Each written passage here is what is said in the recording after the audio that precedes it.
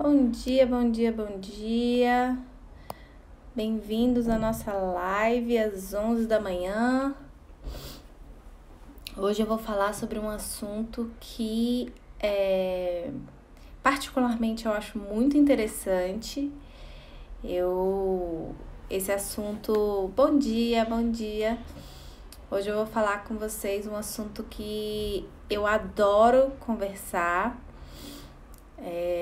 É uma perspectiva que nem sempre é tomada e eu acho que é fundamental que a gente comece a implementar, bom dia, que a gente comece a implementar esse tipo de mentalidade mesmo em relação ao termo de assentimento livre esclarecido.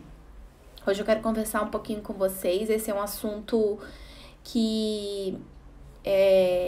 termo de assentimento é um assunto muito longo, ele envolve muitas questões, ele envolve a gente entender o que é esse termo de assentimento, envolve entender, inclusive, o desenvolvimento do ser humano. Bom dia, bom dia!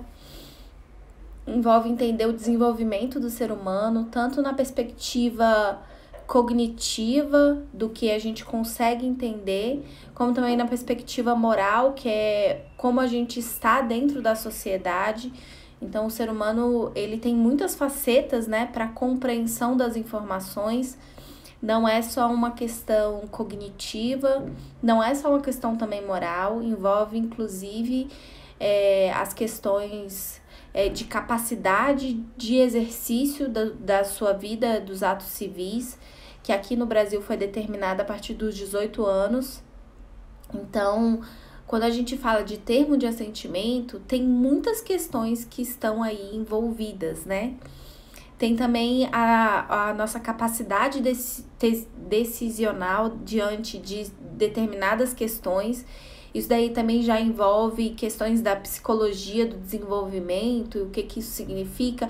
Envolve questão de você entender a partir do impacto que você tem daquela informação. Então, a gente já pode entrar também no modelo Kubler-Ross de decisões impactantes e como você se vê diante daquilo ali. Envolve também a criança enquanto paciente, que é uma questão muito interessante de se debater, inclusive o desenvolvimento dos direitos da criança. E hoje eu quero pontuar um pouquinho de cada coisa e, se vocês se interessarem, a gente pode começar a se aprofundar cada vez mais. Mas hoje eu vou falar principalmente do termo de assentimento livre esclarecido, muito conhecido como TALE, né? T-A-L-E. E aí eu fiz até um roteirinho para eu não me perder, porque esse assunto, se deixar, eu continuo falando com vocês eternamente, porque realmente é o tema do meu coração, é o termo da minha dissertação.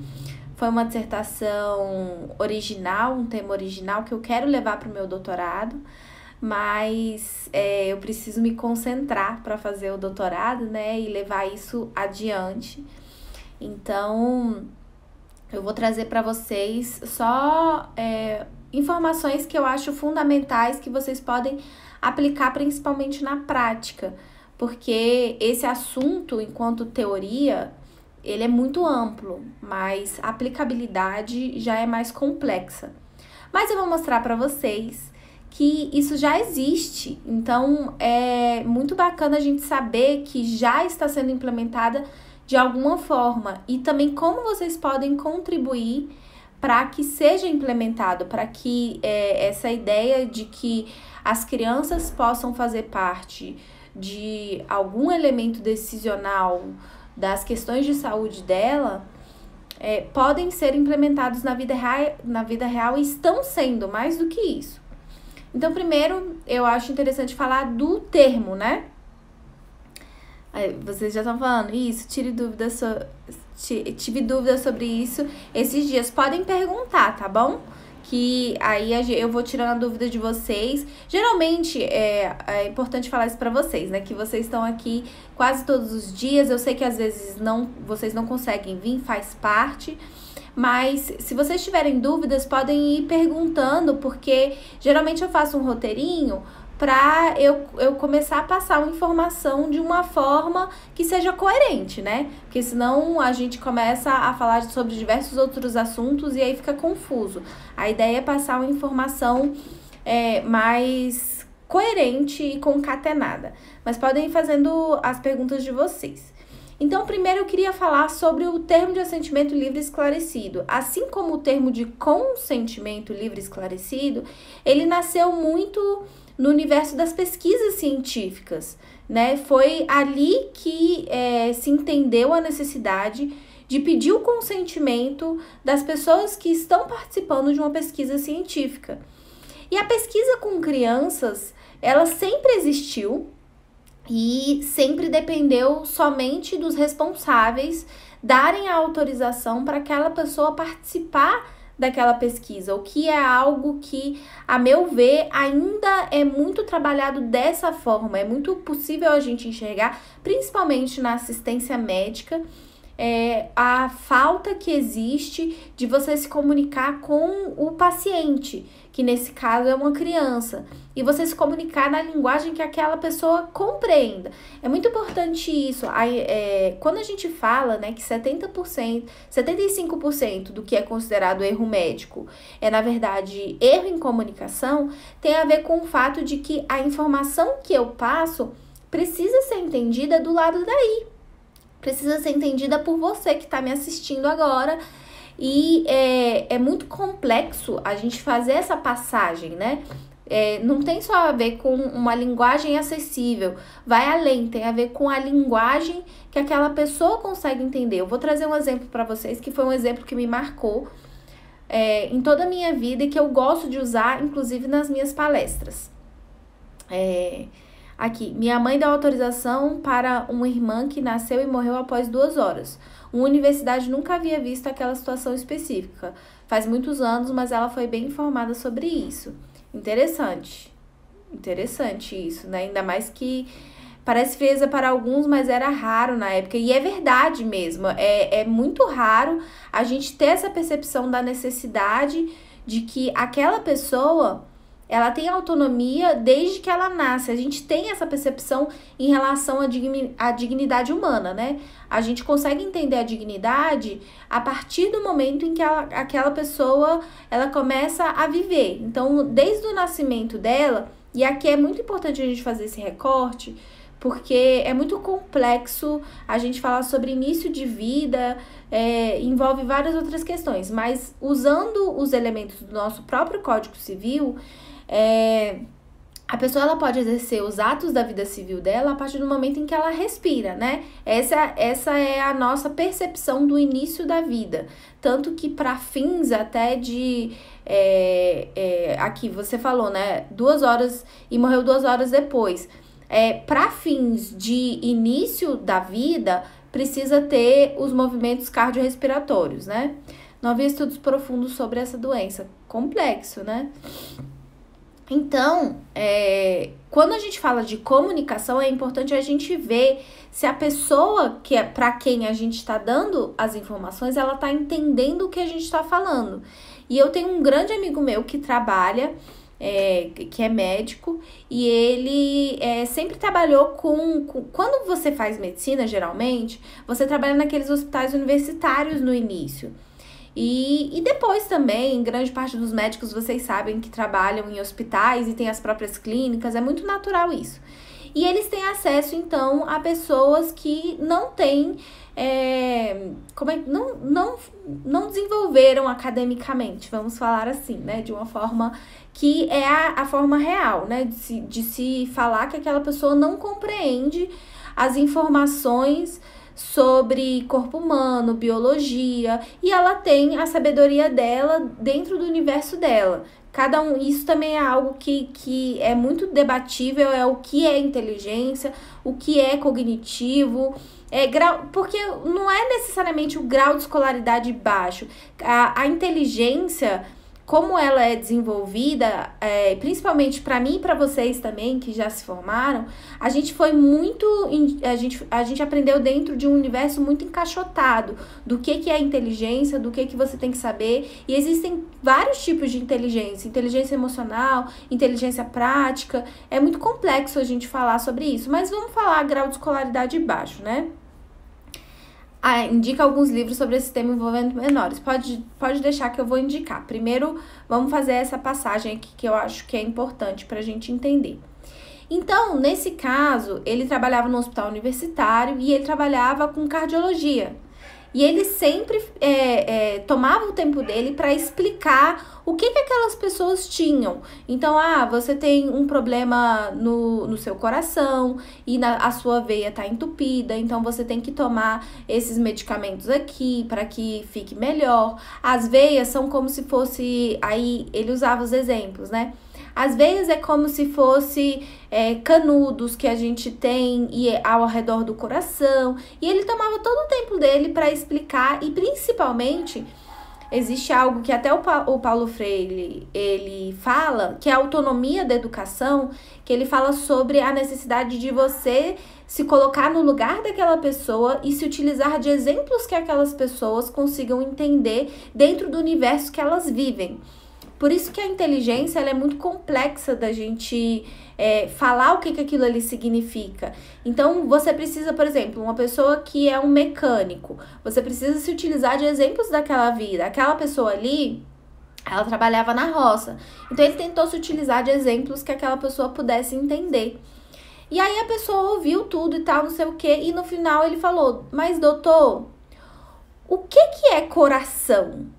E aí aquilo ali foi muito impactante para ele e para mim também, quando ele falou, porque foi completamente inesperado o fato de uma pessoa não entender o que são órgãos.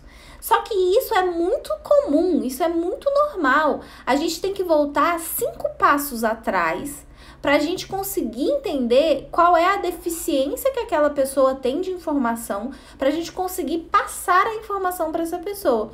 E por que eu tô falando isso? Porque geralmente quando a gente trabalha com crianças, você já tem a pressuposição ao contrário.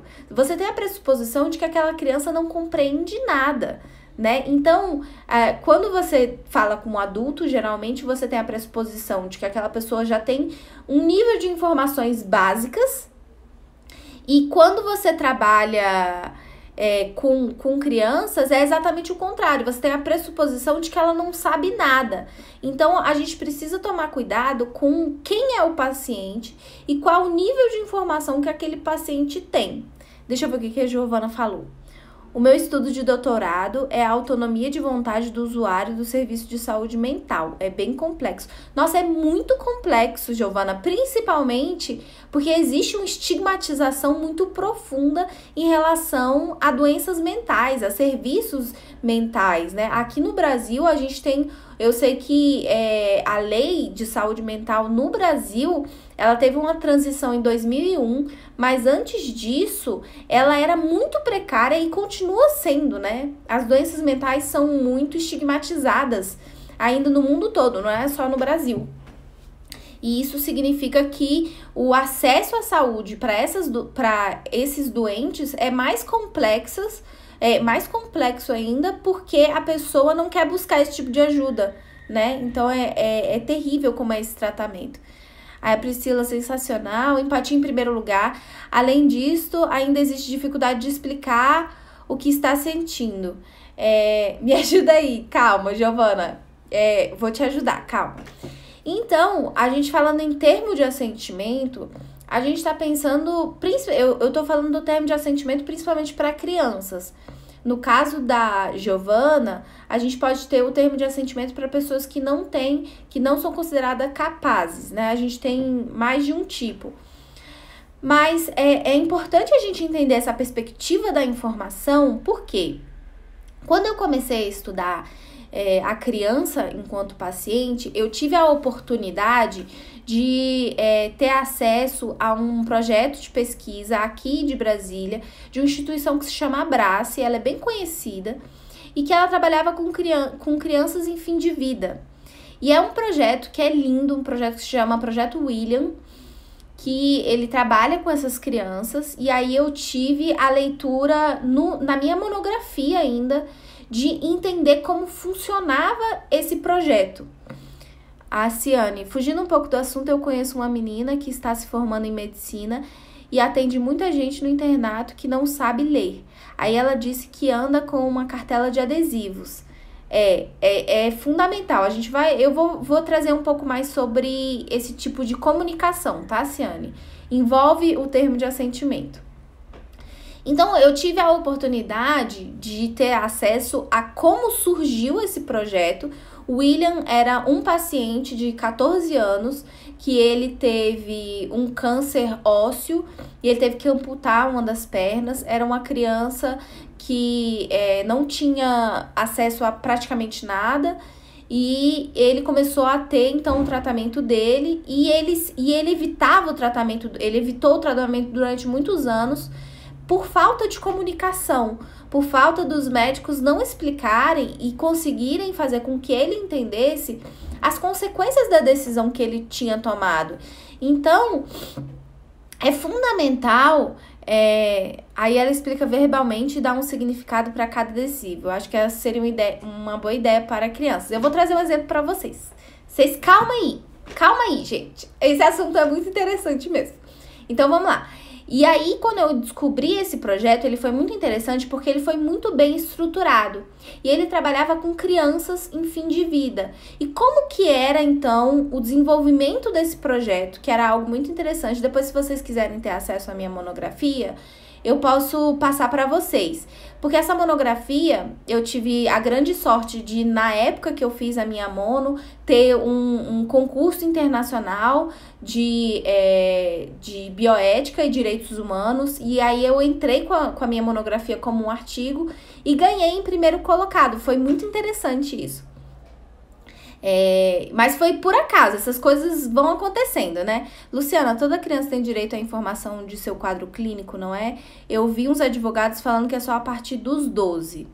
Tá, a gente vai falar, porque isso envolve capacidade também, né? Estamos ansiosos para aprender. Tá, calma. E aí, essa minha monografia, eu trouxe como funcionava o projeto. E o projeto, ele é, na verdade. Ele é um projeto fundamental, por quê? Porque ele tratava da criança enquanto um paciente, ele trata da criança enquanto paciente, elas têm aqueles desejos que elas podem ter feitos, né? Elas são crianças em fim de vida, com diagnóstico já de tratamento paliativo, e aí elas são acompanhadas por uma psicóloga.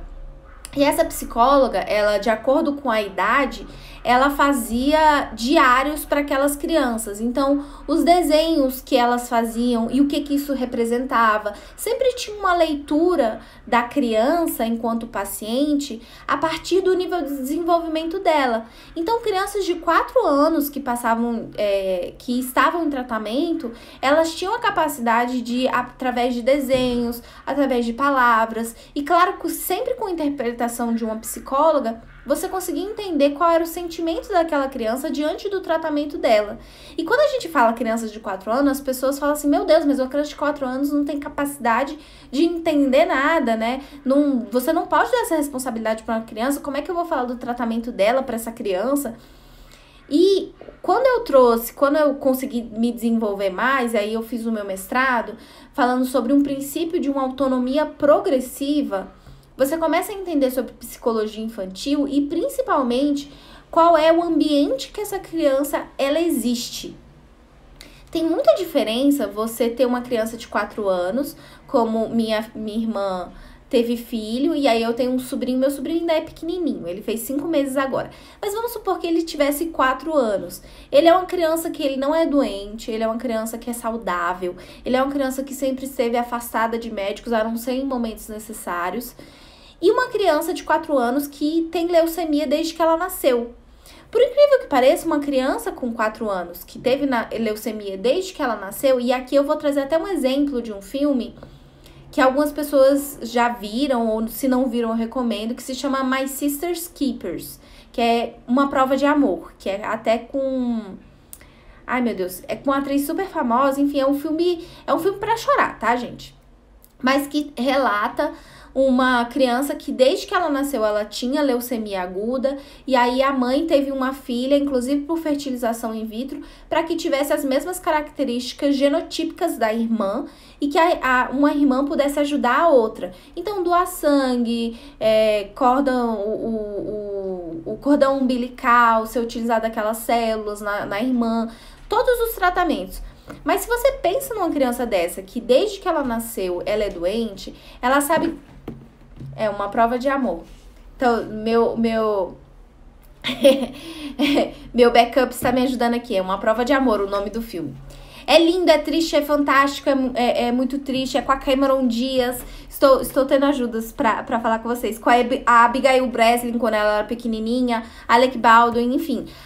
A Cameron Diaz está maravilhosa no papel dela, mas o importante desse filme, que eu acho que é interessante de se ver, é como você consegue perceber pela tela, e isso eu vi nesse projeto William, que eu tive acesso, que a criança, ela entende qual é o medicamento que ela tá tomando, qual medicamento que ela tá tomando por causa dos efeitos adversos que esse primeiro medicamento traz, quando ela vai tomar determinados medicamentos ou não, de acordo com o que ela tá passando por causa daquele primeiro medicamento, quando ela precisa de transfusão de sangue, ela já entende todo o contexto em que ela vive. Mas ela é tratada como um objeto de direito, ela não é tratada como um sujeito de direitos, que pode exercer os seus direitos. E isso sempre me incomodou, principalmente quando eu tive acesso a esse projeto William. Eu tive acesso às notas da psicóloga, que, gente, eu lia e chorava horrores. Eu tive acesso a todo o projeto, de todas aquelas crianças, e os relatos ali eram de chorar, das crianças de 4 anos, 5 anos, 6 anos, pedindo pra mãe deixar os filhos irem embora. Então, assim, foi muito choro, mas foi uma construção magnífica do que é ser humano, do que é ter autonomia, e como a gente ainda não desenvolveu isso em um nível acadêmico, como a gente ainda não implementou isso na vida real. E como a gente precisa que o termo de assentimento, ele faça a transição do termo que o termo de consentimento já fez. Essa transição de ele existir somente no universo de pesquisas e passar para assistência. E como é importante você dar autonomia para uma pessoa, para que ela possa, inclusive, entender o tratamento dela e aderir melhor ao tratamento dela. Isso é fundamental de a gente compreender e fazer isso. E parece utopia quando a gente fala assim, né? Mas não é. Não é utopia, já existem projetos. Existe um projeto que, inclusive, eu vou colocar na comunidade do biodireito, de uma mulher que se chama Simone Moselli. Vou colocar, inclusive, o TED dela lá na nossa comunidade para vocês terem acesso. E ela é uma mulher magnífica, que ela teve câncer ainda muito nova, na faixa dos 30 anos dela. Ela é uma pessoa... A Andrea, fantástica essa compreensão sobre a inteligência. Pode ser aplicada aos pacientes com doença mental. Sim, pode e deve, né? Ai, meu Deus, travou. Será que já voltou? A questão de adesão para mim é fundamental. Calma. E aí, a Simone, quando ela é uma pessoa que ela teve câncer, e quando ela teve câncer, ela é uma pessoa que ela trabalha com publicidade e marketing. E ela sempre foi uma pessoa muito bem, uma profissional muito bem desenvolvida nessa área. Para vocês terem ideia, a empresa dela, ela criou uma empresa dela de marketing e publicidade aqui no Brasil. A empresa dela só trabalhava com a Disney. Entendeu? Aqui no Brasil, né? Disney Brasil. Então, ela era uma pessoa, profissionalmente, ela foi uma pessoa, ela é, né? Uma pessoa magnífica que trabalhava já com esse universo. Pode ser sua internet, Priscila. Então, ela é uma pessoa que ela ela tem uma compreensão de linguagem muito avançada sobre marketing. E ela teve câncer e durante muitos anos ela faz, né, trabalhos voluntários com crianças que tinham câncer. Então, pela primeira vez, quando ela teve o câncer dela, ela se viu realmente no papel que aquelas crianças tinham e qual era o acesso à informação que aquelas crianças tinham, que não era nada. Inclusive, ela traz um exemplo que é maravilhoso, que ela fala: quando aquelas pessoas elas têm câncer, elas recebem um kitzinho com uma escova de dente, uma toalhinha, shampoo, condicionador e um pente. Como que uma pessoa que está passando por quimioterapia recebe um pente? Gente, imagina você sem cabelo receber um pente para pentear cabelo. É uma falta de comunicação. Isso é falta de comunicação, né?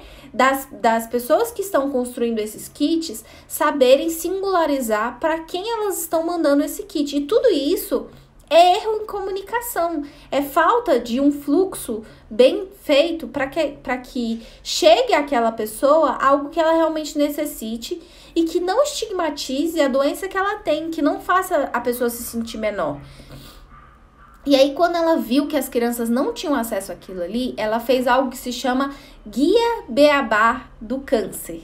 É magnífico, porque ela tem a linguagem Disney, né? Porque ela trabalhou com a Disney e ela criou o guia. Eu vou colocar para vocês o acesso a todas essas informações lá na comunidade.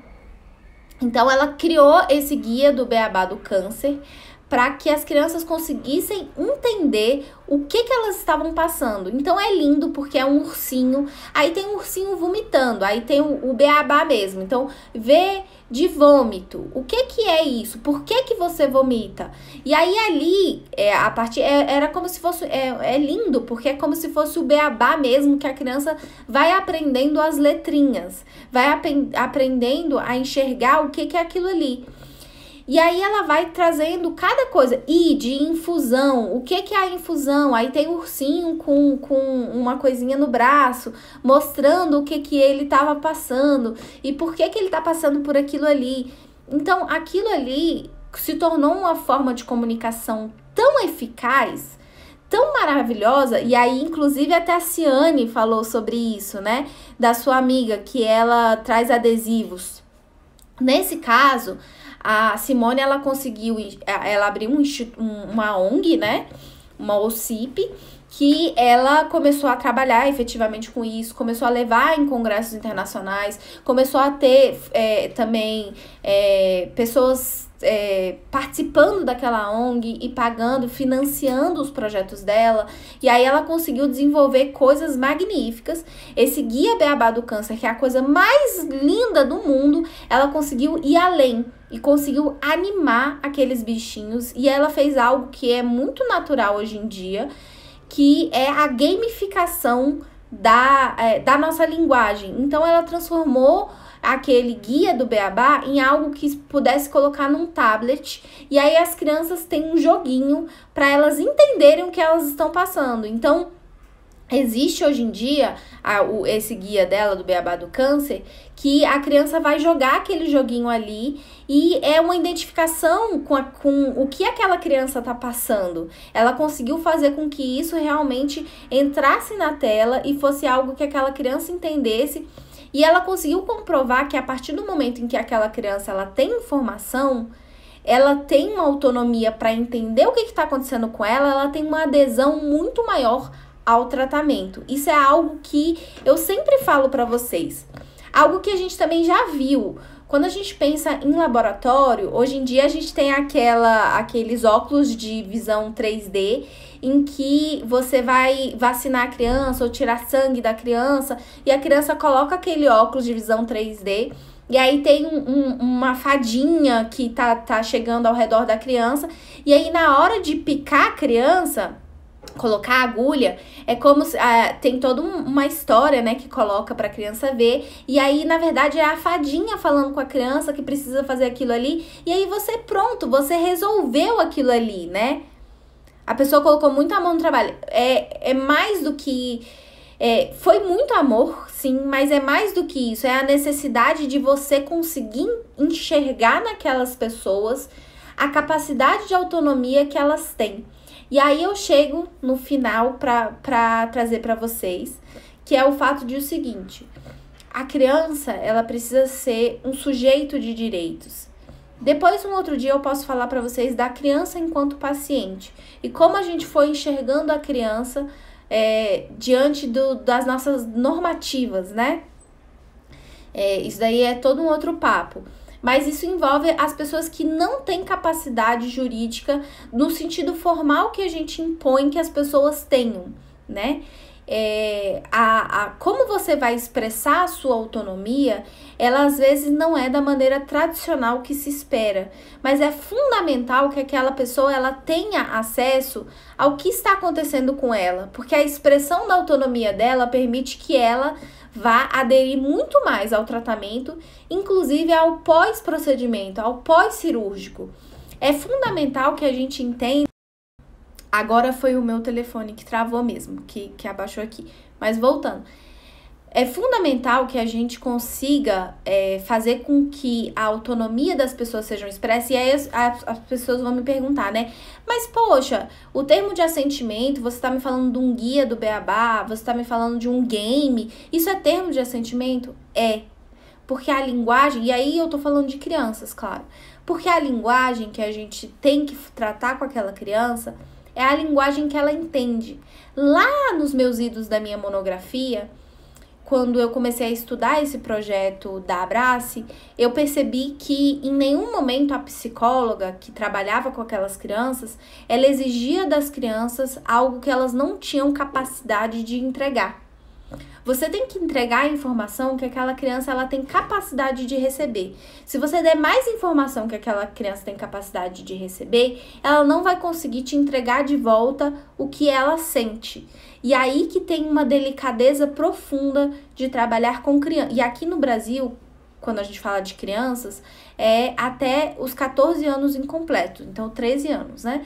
A partir dos 14 anos a gente tem, então, uma criança que é o que a gente fala que ela passa a ter um tutor, né? Antes a pessoa decide por aquela outra.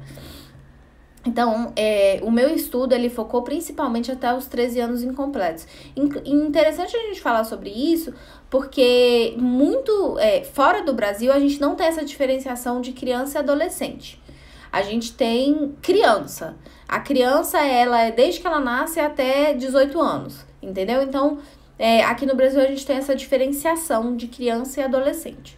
E aí eu fiz esse meu estudo em relação à criança, porque é fundamental que a gente entenda até onde essa criança tem capacidade de...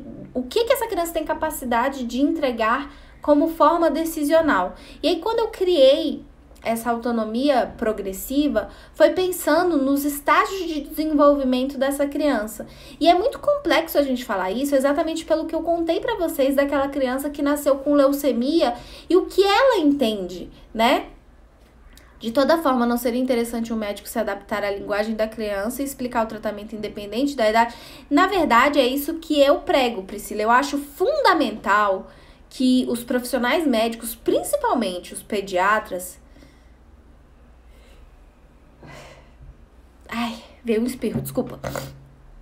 Muita gente acha que por ter menos de 14 anos, isso não seria necessário. Então, vamos lá. O que eu acho que é fundamental que os pediatras entendam? E aqui eu tô falando de pediatria porque eu tô falando de criança.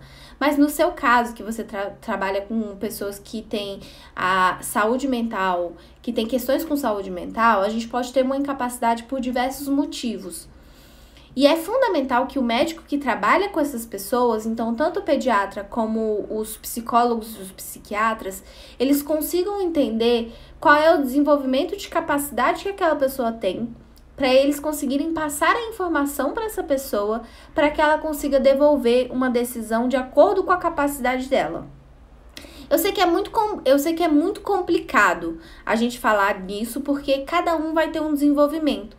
Mas daí vem a importância de a gente conseguir entender até onde foi desenvolvida aquela capacidade daquela pessoa para a gente conseguir entregar. Explico, que é complexo quando a gente fala assim. Mas eu vou explicar o que foi que eu pensei quando eu montei a minha dissertação de mestrado. Você conseguir falar para aquela criança que tem 3 anos e falar assim, aonde você quer sentar no seu pediatra? Aqui a gente tem uma sala Aonde você quer sentar? Isso é uma capacidade decisional. Porque as pessoas sempre pensam em decisão, qual é o tratamento que aquela pessoa vai participar? Não! A decisão dentro do universo da saúde, ela envolve diversas coisas. Então, é autorização para abrir a boquinha, é autorização para onde ela vai sentar. Isso uma criança tem capacidade de decidir. E a gente precisa ensinar e desenvolver essa capacidade dessa criança para que ela possa se tornar um adulto que compreenda o universo em que ela existe. O universo em que ela existe dentro do mundo, claro, que a gente fala médico hospitalar, né? Isso vai envolver todas as outras coisas. Mas é você dar responsabilidade, você tá dando uma responsabilidade daquela criança escolher onde ela vai sentar. E ela tem capacidade de receber essa responsabilidade. A gente não. Muito pelo contrário, a realidade que a gente tem, e aí claro que vai depender de muitos médicos. Eu conheço os médicos que eles entendem a importância da criança participar do tratamento dela. Mas geralmente o que acontece foi algo que aconteceu inclusive com uma amiga minha, que ela tem um filho que ele vai ter que passar por uma cirurgia de rim. É algo profundamente delicado. Ele é uma criança de 6 anos, ele ainda é pequeno, ele tá aprendendo a ler. E o que ela sentiu no cirurgião pediátrico foi que o filho dela ficava brincando na sala, ficava correndo de um lado para o outro, e ele não conseguia sequer entender que aquilo ali tinha a ver com ele. E eu acho que essa desconexão muito profunda faz com que a criança se sinta fora desse universo. Ele é uma criança que ele já teve que ficar em UTI, já teve que ficar hospitalizado, e ele às vezes não consegue entender o que está acontecendo com ele, porque os pediatras não falam com ele. Não explicam para ele. Imagina, essa criança ela tem 6 anos. Imagina se esse pediatra tivesse um gibizinho que conseguisse explicar o que era essa cirurgia que ele ia passar.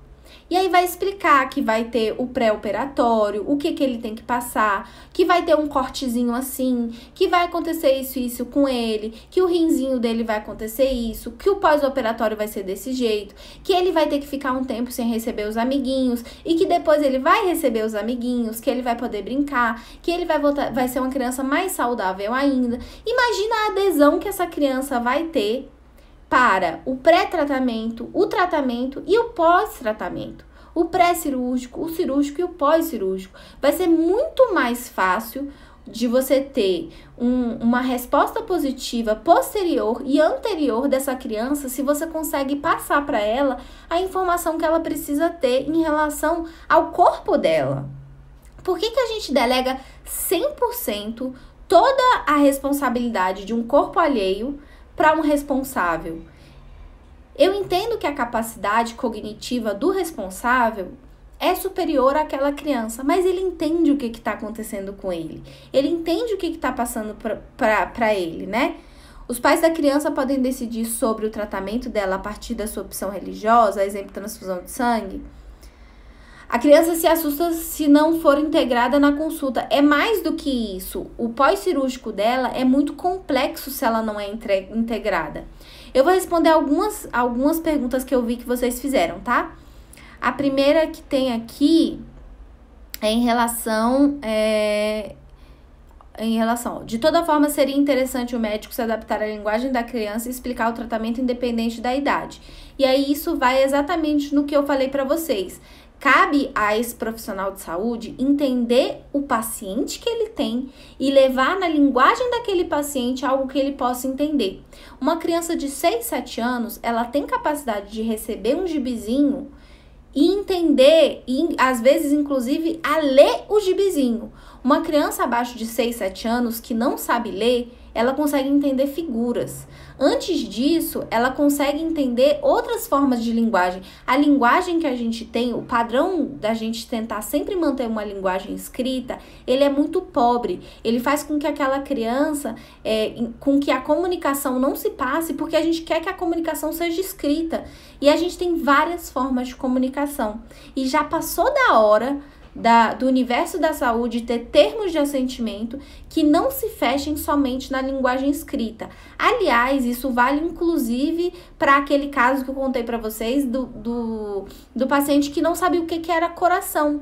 Cadê o SUS ter outras formas de comunicação que não a escrita. Existem muitas pessoas, o analfabetismo no Brasil, ele é altíssimo. A gente tem, inclusive, um analfabetismo funcional profundo no nosso país. A gente precisa de novas formas de comunicação. E isso é responsabilidade da equipe de saúde, sim.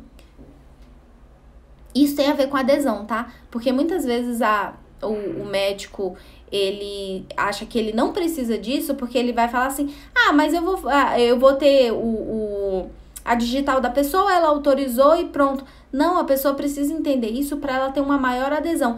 E eu falo isso porque a Simone Moselli, quando ela fez o Guia do Beabá do Câncer, ela fez alguns artigos que ela comprova que aumentou a adesão das crianças, e ela trabalha com crianças com câncer, ok? Aumentou a adesão das crianças ao tratamento, que no caso do câncer é um tratamento longo, que vai passar por quimioterapia, radioterapia, cirúrgico, tudo isso, aumentou a adesão da criança e aumentou também, depois do pós-cirúrgico, pós-tratamento, a recidiva da criança foi muito melhor, por causa do fato daquela criança ter a informação que ela precisava ter. Eu também vi aqui, termo de assentimento é para criança e termo de consentimento é para adulto. Então, o termo de assentimento, ele é para incapaz, não necessariamente para crianças. Então, se você tem alguém, e aí eu falo juridicamente, tá? Se você tem uma pessoa que é incapaz, mas é adulto, também é um termo de assentimento. O termo de consentimento é para pessoas que têm capacidade jurídica no sentido de civil mesmo, ok? Os pais da criança podem decidir sobre o tratamento dela a partir da sua opção religiosa. Geralmente é o que acontece, viu, Matheus? Quando a gente tem uma criança, e principalmente quando a gente fala de testemunho de Jeová, quando a gente tem uma criança que não tem capacidade, os pais, eles têm capacidade de decidir sobre aquela criança. Mas o que acontece muitas vezes, principalmente em relação à transfusão de sangue, é que a equipe, ela entra contra os pais e ela obriga a transfusão de sangue naquela criança. E geralmente, no contencioso, no judiciário, é dada autorização para transfusão de sangue. A minha percepção é que isso tudo é muito complexo da gente falar, principalmente quando a gente fala em testemunho de Jeová, e a quantidade de opções que a gente tem hoje em dia em relação à transfusão de sangue. Existe uma estigmatização muito alta para testemunhos de Jeová, e eu acho que isso tem que ser quebrado. Mas sim, os pais, eles não apenas eles podem, como eles que têm a capacidade de decidir em relação à sua criança.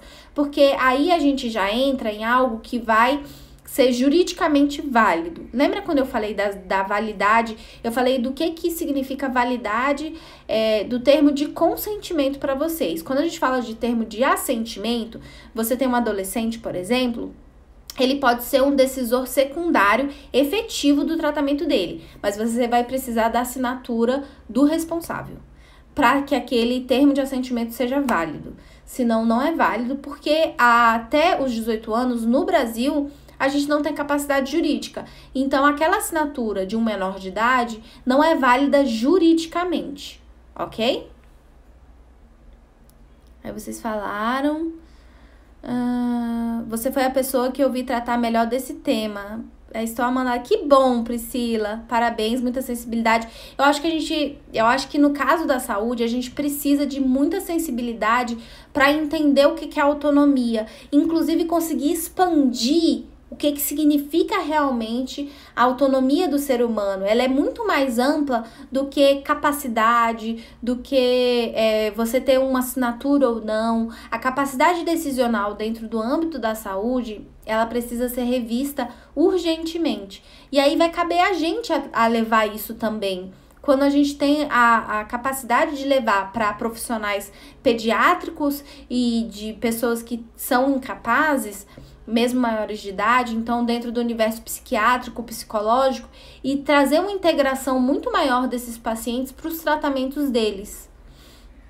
Eu até contei na minha consulta que fiz fiz um médico para aquecer quando tinha 9 anos e o médico falava comigo como se eu fosse uma adulta. Pois é, Ciane, isso também é um erro. Aí tomei um ranço dele. Pois é, Ciane, isso é um erro muito grave. Aí é o médico querer integrar a criança no tratamento dela, mas tratar ela como adulta. Ela não é adulta. Ela não tem a mesma capacidade de compreensão que um adulto e você não pode colocar esse tipo de responsabilidade nessa criança.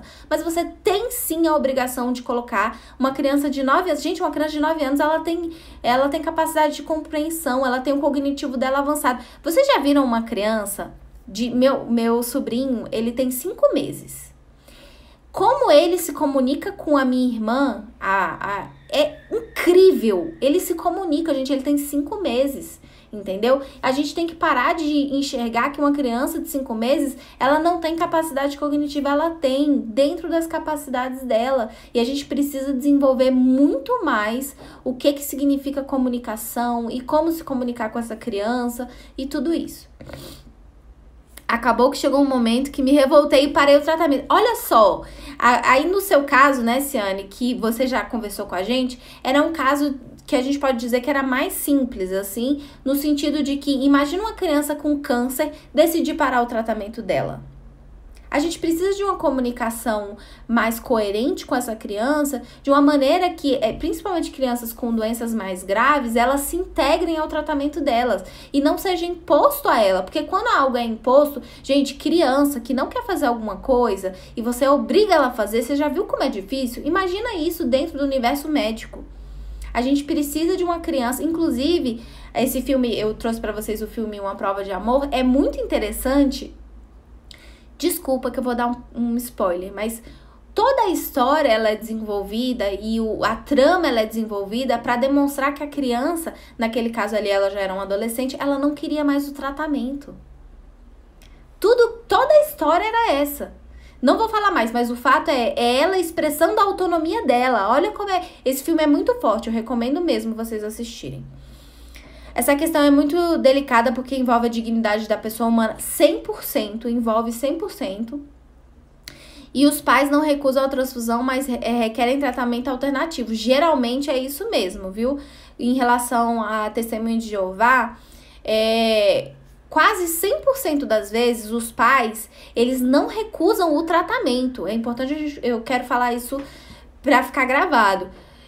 Quase 100% das vezes os pais que são testemunhos de Jeová, eles não se negam ao tratamento. É importante a gente falar isso. Existem uma gama de tratamentos alternativos em relação a testemunho de Jeová e o que eles não querem é uma coisa só. Não querem que o filho morra. Essas crianças hoje em dia nascem com um celular na mão, está cada vez mais receptivos à informação. E é verdade, Matheus. Então eu vou terminar aqui falando para vocês que lá na comunidade do Biodireito, eu vou mostrar para vocês esse exemplo da Simone Moselli, que é algo magnífico. E principalmente como ela adaptou o Guia do Beabá do Câncer, que é um livro. Existe o livro, mas ela trouxe a gamificação. Então, ela criou um joguinho de tablet para aquelas crianças entenderem o que elas estão passando. Sente a empolgação na pessoa aqui desse lado, gente. Porque ficou lindo, ficou magnífico. E isso é termo de assentimento livre esclarecido, viu?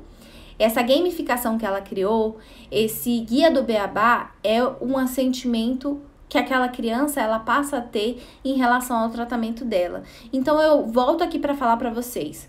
O consentimento informado, o assentimento informado, ele não é um papel. Ele é um processo.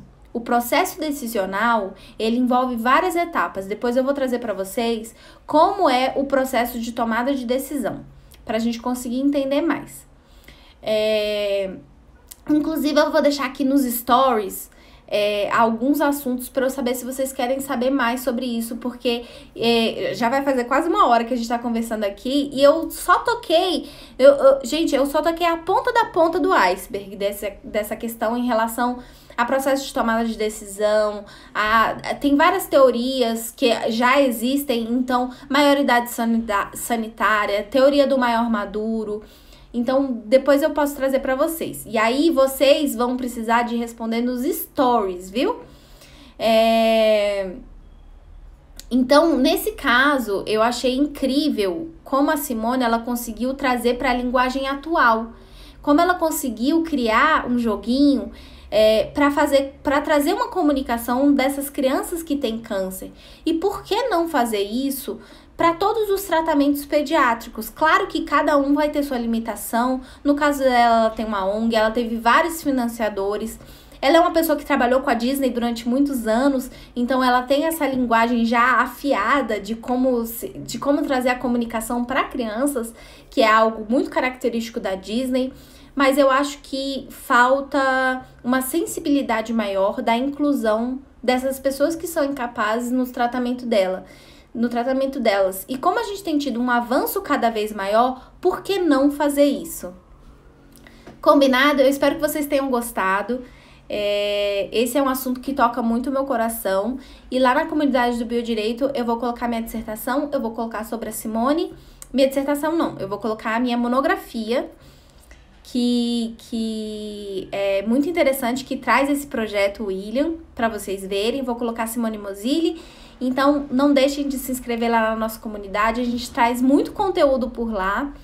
E é isso, pessoal. Espero que vocês tenham gostado. Esse é um assunto que eu amo falar. Se deixar, eu fico aqui 5 horas conversando com vocês, tá? Então, um beijo, uma boa quinta-feira pra todo mundo. E lembrando que amanhã tem mais live, tá?